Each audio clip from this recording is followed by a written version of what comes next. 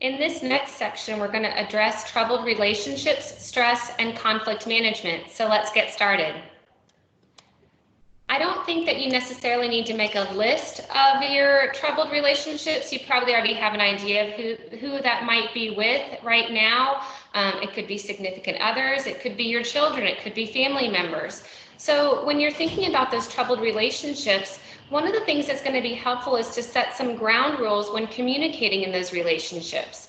Some things are easy ground rules you don't even need to consider. No shouting or yelling or name calling.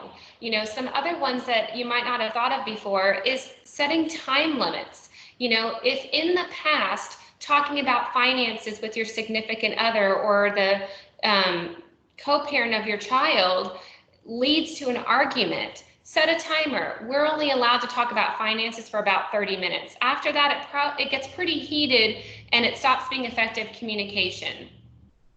Don't bring up the past. Keep calm. If you start to get angry, again, maybe that time limit needs to be reduced some, and be respectful of each other. It's okay to communicate these ground rules with the person that you're in relationship with to say, hey, based off of how we got along in the past, I think this is going to help us be more successful if we kind of think about these guidelines. Maybe it's easier to not call them rules, but guidelines when we're talking about maybe finance or co-parenting or family dynamics. What might damage a relationship? Violence and fighting, that's a pretty big one. Something including misunderstandings, being disrespectful, breaking trust. So if we go back to the first video and we looked at what are some positive qualities in relationships, these are obviously the exact opposite of those. Managing stress is going to be an important factor. The more stressed out you are, the harder it is to engage in healthy relationships with family, friends, loved ones, peers, your employers. So pressure can lead anybody to be stressed. Stress is normal, you know, saying that you're stressed, acknowledging that emotion, that feeling, that status right now, that's okay. Your body reacts to stress, your emotions react to stress. If you stay stressed for too long, it leads to bigger problems down the road. So it's important to acknowledge that and cope with it. So people can feel stressed for different reasons. You know, your significant other or your family member may not be bothered by, you know, what amount may or may not be in the checking account, but you are. That doesn't dismiss either one of your feelings. It's being aware that people react differently. If you think about your body reactions to it, if you ever are, you know, if you are not sleeping as well at night, or maybe you're having tension in your shoulders and you're like, everything seems to be fine. I'm getting along with my family, I'm getting along with my children's co-parent, there's nothing going on with my significant other, but yet something doesn't feel right. You might want to start thinking about what might be going on emotionally. Maybe you are more stressed out. Not necessarily, but it's worth exploring that. You know, it's that some people think about stress as like it's always just kind of in their mind and they're worrying about things or something's, you know, kind of spinning around and there's something they're always focusing on. But sometimes that stress comes out in different ways, and it's important to be attuned to our bodies, and there might be other indicators. Stress can affect the emotions. Maybe you're more reactionary, but you know, more quick to anger. You might also feel sad or depressed or more anxious. So then it might be like, okay, well, what kinds of things are on my mind? What is it that I'm thinking about? I snapped at my kid the other day, and I'm not really sure they left their tennis shoes out, and that's not usually a reaction that I would give. Oh, rent is due and I'm stressed about where the income is going to come from. That might be why I'm more reactionary. So once you make that connection and you can start managing your stress more effectively, it can help your relationships with everybody that you're involved with, your family, your friends, your significant other, your children. So some ways to cope with stress. Some big ones are getting enough sleep, eating healthy, listening to music. What helps you? This list is just some ideas. They're not all inclusive. There could be, and you know, some may work for others and not for you. What works for you? Sometimes for people, it's being alone each day to kind of process what's going on. For some people, it's talking through their problems. It's whatever's going to work for you, and being respectful that what works for you may not work for somebody else.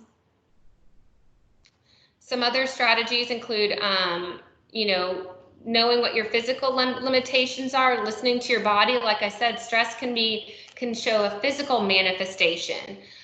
Sometimes it's changing who you hang out with.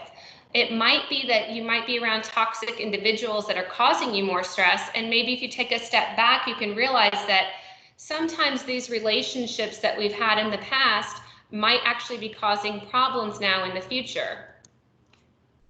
In the previous segment, I talked about expectations versus reality. And I talked about how it was related to reuniting with your children. It can also have to do with reuniting with your family and your friends. You might have this high expectation to hang out with the gang again, and how you used to get along with them so well, and this group of people that were your connection and your support system. And now that you're back together again, it's not playing out the same way it did before. They may have grown and you're needing to catch up with them, or you may have grown and not appreciating the same kinds of things that they're into doing. And so it's taking a step back and realizing that that might be part of my stress, is that I keep getting back in the same situation again. And I can see how that's going to lead me down the same road that got me back to going to jail or to prison before. And that's not where I want to go. So what do I need to do differently?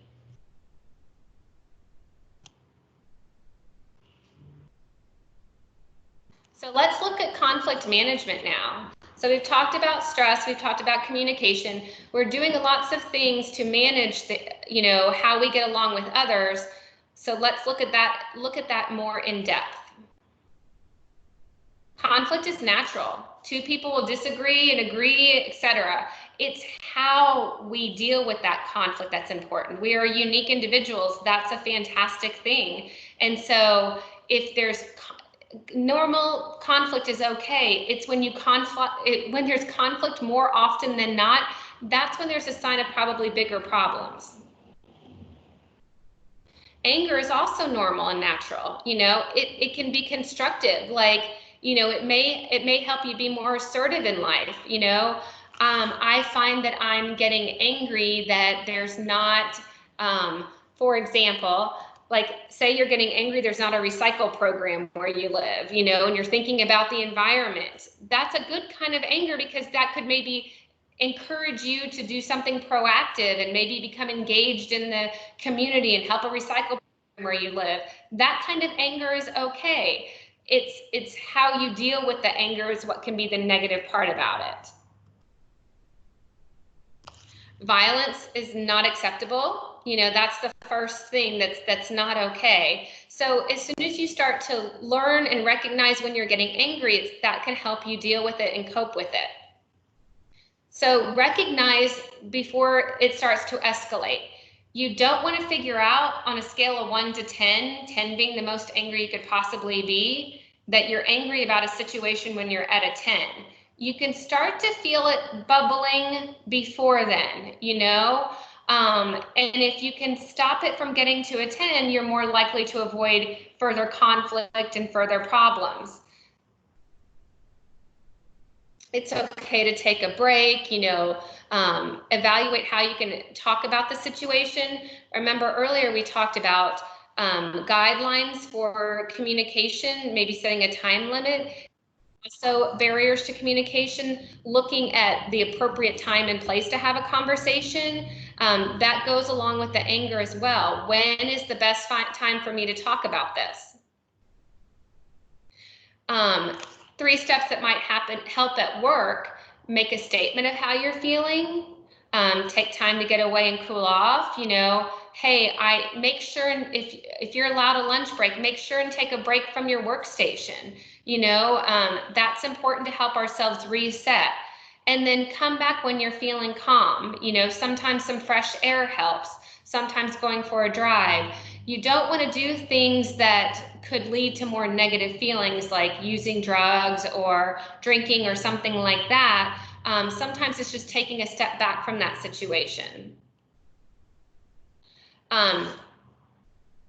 delay your response, not being reactionary. If you respond very quickly, sometimes that snap and all of a sudden you've said something that you can't take back. You can always request a meeting with a third party, talk to a friend, or process it with a family member before you address it with a supervisor.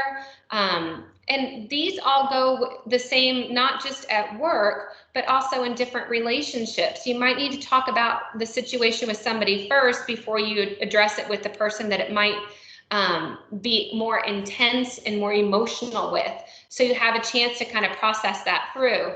And once again, to mention, we have mental health, services here at Ready for Work. That's part of it, because their skill is to help you talk through those emotions and help you learn how to navigate them and express yourself better as well in relationships.